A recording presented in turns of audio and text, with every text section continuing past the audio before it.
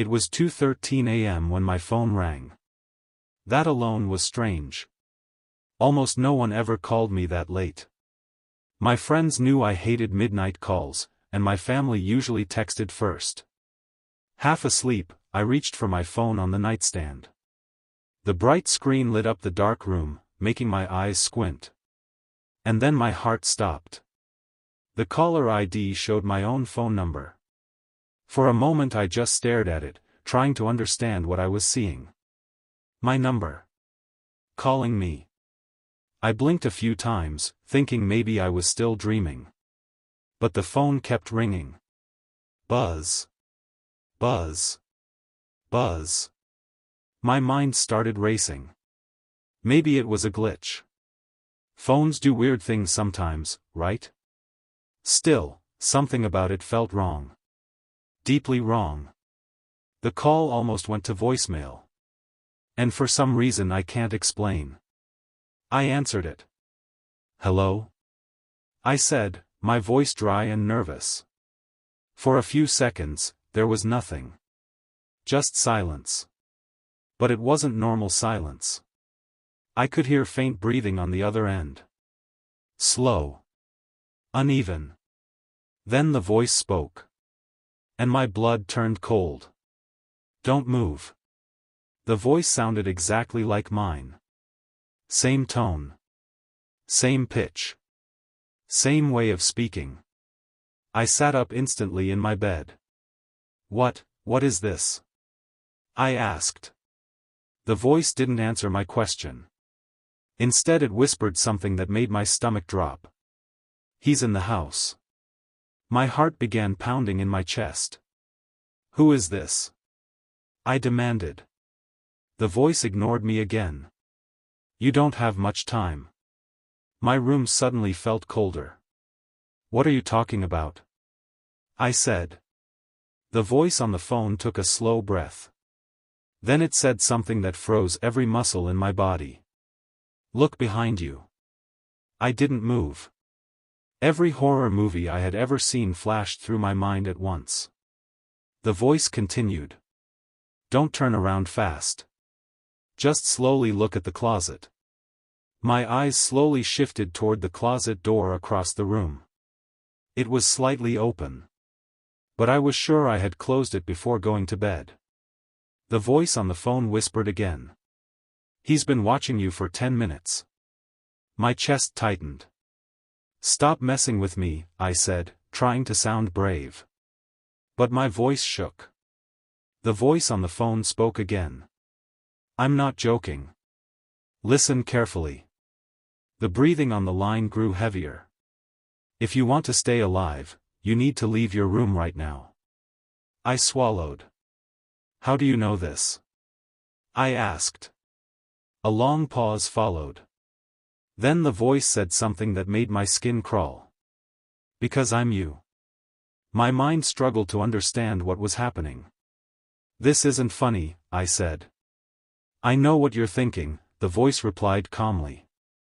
You think someone is pranking you. But you'll understand soon. My hand tightened around the phone. What do you mean? I whispered. The voice spoke again. In exactly 30 seconds, the closet door will open. My eyes locked onto the closet. My heart was beating so loudly I could hear it. This is impossible, I said. 20 seconds, the voice continued. My breathing became fast and shallow. Why are you telling me this? I asked. Because last time, no one warned me. The words echoed in my head. Last time? What does that mean? I asked quickly. But the voice ignored the question. 10 seconds. My entire body was frozen. My eyes stayed fixed on the closet door. 5 seconds. 4. 3. 2. 1. And then. The closet door slowly creaked open, the closet door slowly creaked open. The sound was quiet, but in the silent room it felt deafening. My body locked in place. I couldn't move, couldn't breathe. My eyes stayed glued to the dark space inside the closet. The voice on the phone whispered urgently. "Do you see him?" My throat felt dry. "No," I whispered. But something felt wrong. The darkness inside the closet looked thicker than it should have been, like something was blocking the light. Then I saw it. A shadow. It moved. My heart slammed against my ribs. "Oh my God," I whispered. The shadow inside the closet slowly shifted, and a tall figure stepped forward just enough for me to see its outline. Someone was standing inside my closet, watching me. My hand began shaking so badly I almost dropped the phone. "I told you," the voice on the phone said quietly. "Don't panic." "How long has he been there?" I whispered. "Since you fell asleep." My stomach twisted. "That's impossible," I said. But deep down I knew it wasn't. The figure inside the closet moved again. This time I could see more of him. He was tall. Very tall. His head nearly touched the top shelf. And he wasn't moving like a normal person. His body leaned slightly to one side, almost like something was wrong with his bones. Then he took one slow step forward. The floor creaked. My breathing stopped. "He's coming out," I whispered. "I know," the voice said. "How do you know?" I asked. "Because it already happened." The words didn't make sense. "What do you mean?" But the voice didn't answer. Instead it said something else. "Get out of the room. Right now." My body finally snapped out of the frozen fear. I slowly slid my legs off the bed. The floor felt freezing under my feet. The figure in the closet tilted its head. Like it was studying me. My heart pounded harder. "Move slowly," the voice whispered through the phone. "Don't run yet." I took one step toward my bedroom door. The floor creaked again. The tall figure twitched. Then it stepped fully out of the closet. The light from the hallway faintly lit his face. And what I saw made my blood run cold. His face was pale. Too pale. His eyes were wide open, but completely black. No whites. No color. Just darkness. I gasped. The thing smiled. But the smile was wrong. Too wide. Too slow. "He sees you," the voice on the phone said. My heart nearly exploded. "What is that thing?" I whispered. "I don't know," the voice replied. "But it's not human." The creature took another step toward my bed. Its head twisted slightly as it walked. Like its neck was broken. My legs started shaking. "I'm leaving," I whispered. "Good," the voice said. "But listen carefully." "What?" "When you open the door, don't look back." I slowly reached for the doorknob. My hand trembled. Behind me, the creature took another step. Closer. Closer. I could hear its breathing now. Wet. Heavy. "Open the door," the voice whispered. I turned the knob. The door creaked open. A cold wave of air rushed into the room. "Now walk," the voice said. I stepped into the hallway. Every instinct in my body screamed for me to run. But the voice kept repeating one thing. "Don't look back." I walked faster. Then faster. Behind me, I heard something move in the room. The creature was following. My chest tightened. "Now run," the voice suddenly shouted. I ran. Down the hallway. My feet slammed against the floor as I rushed toward the stairs.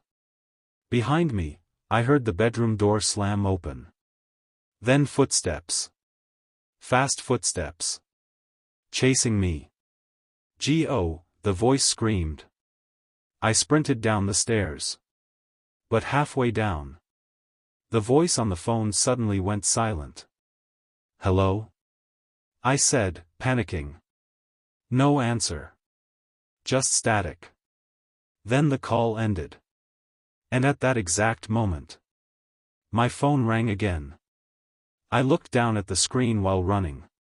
And my heart nearly stopped. The caller ID showed my phone number again. My phone was still ringing in my shaking hand as I stood halfway down the stairs. The screen glowed in the darkness. And once again, the caller ID showed my own phone number. My heart pounded so hard I thought it might burst out of my chest. Upstairs, I could hear the creature moving in the hallway. Slow. Heavy. Like it was searching for me. The floor creaked above my head. I held my breath. The phone kept ringing.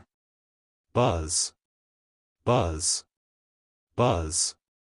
I didn't want to answer it. But the first call had just saved my life. If I hadn't listened to that voice, I would still be sitting in my bed, with that thing standing in my closet. My thumb slowly moved across the screen. I answered. Hello? 4A. Second, there was only silence. Then the voice spoke. But this time, it sounded different. It was still my voice. But it was filled with panic. "Did you get out of the room?" the voice asked quickly. "Yes," I whispered. "I'm on the stairs." There was a sharp breath on the other end. "Good. That means we're still ahead." "Ahead of what?" I asked. The voice paused. Then it said quietly, "Him." At that moment, I heard something upstairs. A loud crash. Like furniture being knocked over. The creature was searching my bedroom. My hands began to sweat. "What is that thing?" I asked. "I told you before," the voice replied. "I don't know exactly what it is. But I know one thing." "What?" "It follows you." A cold chill ran down my spine. "What do you mean it follows me?" Another loud noise came from upstairs. Something slammed against the wall. The voice on the phone spoke quickly. "Listen carefully. You don't have much time." My breathing grew faster. "How do you know all this?" The voice hesitated. Then it said the words I had been afraid to hear. "Because I'm you." My stomach dropped. "Not just someone with your voice," it continued. "I'm actually you." My mind raced. "That's impossible." "I know it sounds insane," the voice said. "But right now you're about 10 minutes behind me." I gripped the phone tighter. "What?" "You're living the same night I already lived," the voice said. "And I'm trying to stop you from making the same mistakes I did." My brain struggled to understand. "You're saying, you're me from the future?" "Yes." A loud bang came from upstairs. Footsteps rushed across the hallway. Fast. Violent. The creature had realized I wasn't there anymore. My heart jumped into my throat. "It's looking for you," the voice said urgently. "I know." I whispered. "What do I do?" "Go to the front door." I slowly stepped down the remaining stairs. The living room was dark. Moonlight from the window barely lit the floor. "Okay. I'm downstairs," I whispered. "Good," the voice said. "Now listen to me very carefully.